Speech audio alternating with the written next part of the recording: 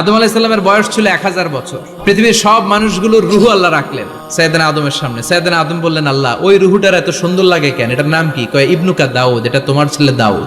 সে বাঁচবে কয় বছর? আল্লাহ বললেন 40 বছর।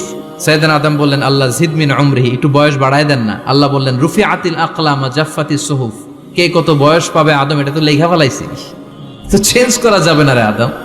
সাইয়েদনা আদম বললেন, আল্লাহ আমার 1000 বছরের দরকার নাই, আমার 1000 থেকে 60 নিয়ে আমার ওই ছোট্ট ছেলেটারে দাউদ রে আপনি 40-এর সাথে 60 মিলাই 100 করে দেন। আল্লাহ বললেন ঠিক আছে করে দিলাম, তাইলে তুই কিন্তু বাঁচবি 940 বছর। সাইয়েদনা আদম পৃথিবীর বুকে আসলেন 940 বছরের পর। মালাকুল মাউত এসে হাজির। আদম আলাইহিস সালাম বললেন, আপনি কে? আমি মালাকুল মাউত। কি জন্য আসছেন? আপনার রুহু কবজ করতে আসছি। কয় কেন আসছেন? আপনার 940 বছরে হায়াত শেষ, রুহ নিয়ে যাব। কয় না, আমি বাঁচুম 1000 বছর।